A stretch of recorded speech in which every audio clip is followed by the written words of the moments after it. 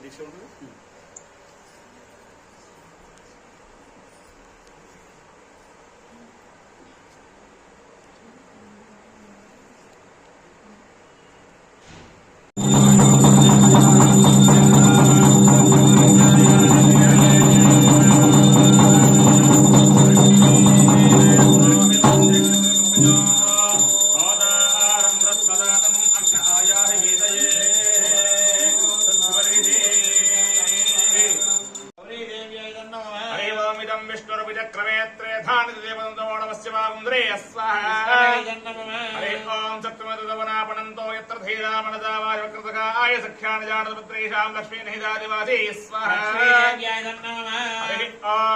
देवे सरस्वतर्वाजेभिर्वाजनीमधीनामित्रुतो स्वाहा ओम ब्रह्मदेवानां पदविक्कवेनामदेविप्राणामैजावृगानां श्रेणामृद्धानां चतुर्वनानां तमपवित्रमत्येभिर्भन्न स्वाहा द्वारा మంత్రోపదేశం చేసుకొని ఇంకా 2 నవరాత్రులు ఉంటాయి. వాటిని గుప్త నవరాత్రులు అంటారు.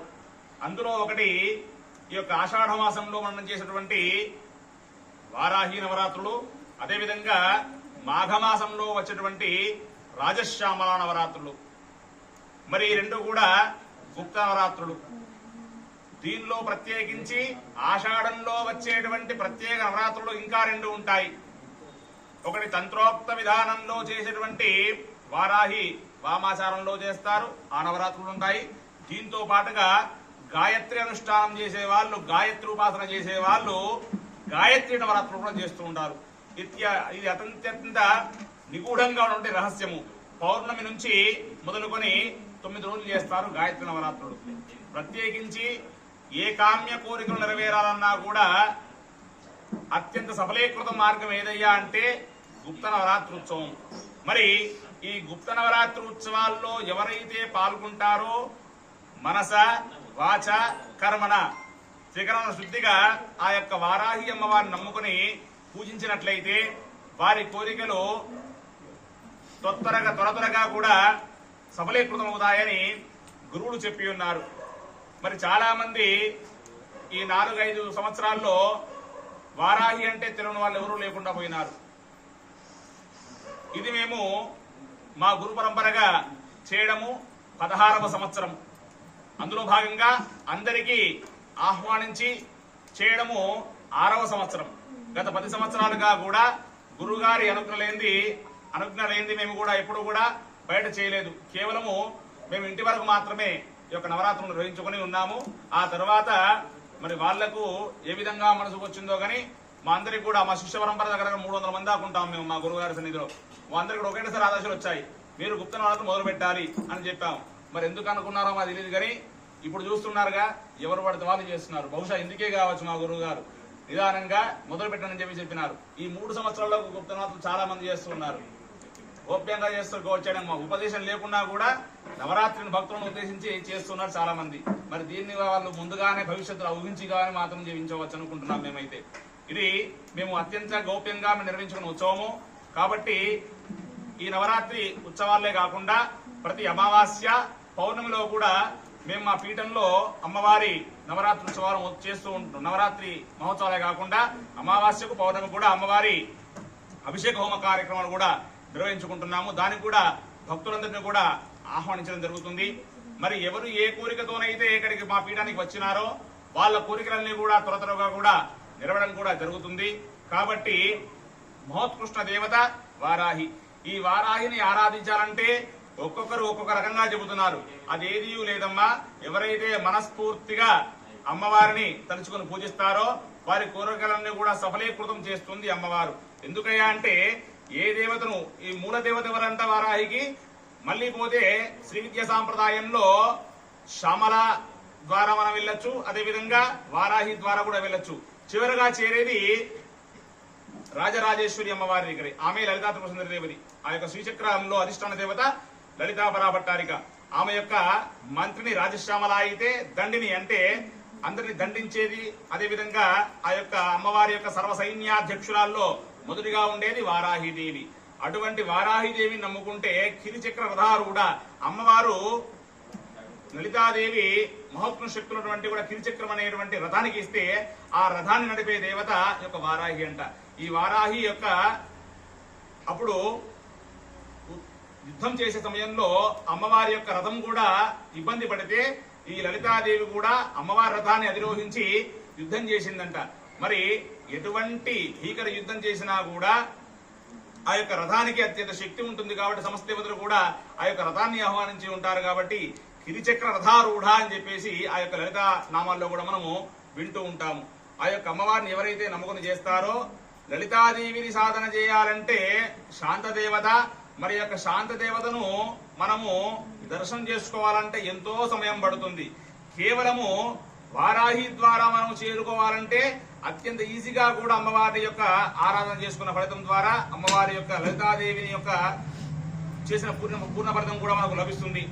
మరి కలియుగంలో ఈ యొక్క భక్తులందరూ కూడా త్వరగా అమ్మవారి అనుగ్రహం పొందుతున్నారంటే ఆ యొక్క ఋషులు అన్నారంట భగవంతుడితో, మరి దేవ కలియుగంలో అత్యంత శ్రద్ధాభక్తులతో పూజించినట్లయితే నీ అనుగ్రహం తొందరగా ఇస్తున్నావు కదా.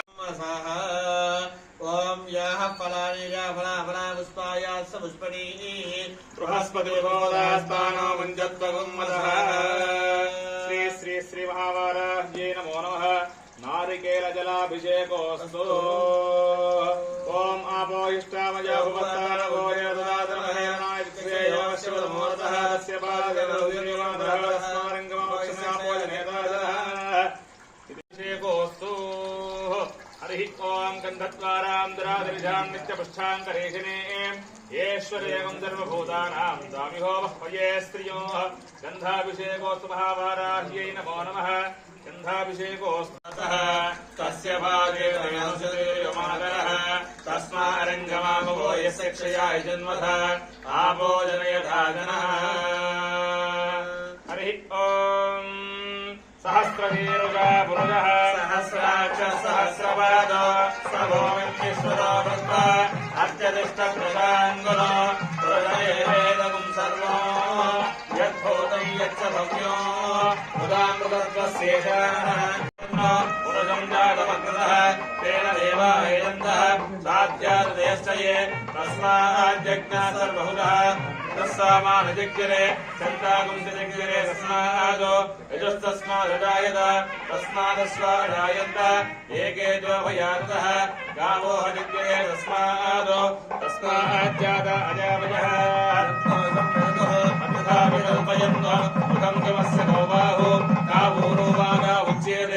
బ్రాహ్మణోస్య ముఖమాసీతో బాహురాజద్వే బహుళానవర్వే భవాదో గాయతనయాయ శంయో విశ్వాణినో దుర్గః జాతవేదస్యంధన్ననావాదవిదాదిపరశి అగ్ని అత్రివన్మనసా గుణానో అస్మాకం బోధ్యవిదాతనోనాం రామాజితకం దహమానముగ్రమగ్నికం భవయ పరమస్తస్తాదో సనర్పరచ దుర్గాణి విశ్వాక్షామద్దేవో హరివిదాత్యగ్నిః రత్నో జగమేభ్యో హద్వరే సనాచ్చ హోదానం వ్యక్షసత్సి స్వాంచాగ్నే ధర్మం విప్రయస్మాత్మభ్యంజసో భగమాయజస్వ గోవిందశ్రమణ్యో నిత్యం తవేంద్ర విష్ణోర్ను సంచరేవ నాగస్య పుష్పముఖం వదానో వైష్ణవీయో యమాదయంతః కాత్యాయనాయ విద్మహే కన్యాకుమారి ధీమహి తన్నో దర్ఘే ప్రచోదయాత్ సుమగాయై చ విద్మహే కామమాలాయ ధీమహి తన్నో గౌరీ తస్య భాగేమాదరః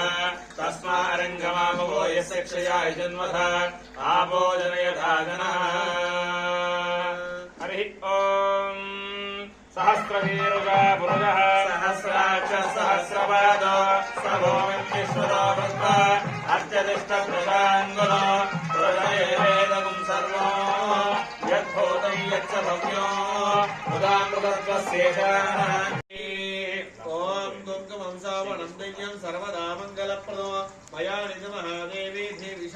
शाम्भवी ॐ कुङ्कुमं शोभनं दिव्यं सर्वदा मङ्गलप्रुनो भयानित महादेवी देवीशाम्भवीत्रयं महावाराह्ये नमो नमः कुङ्कुमाभिषेको अस्तु ॐ गङ्गे रमणे कृष्णे गोदावरि सरस्वती नर्मदे सिन्धु Yeah.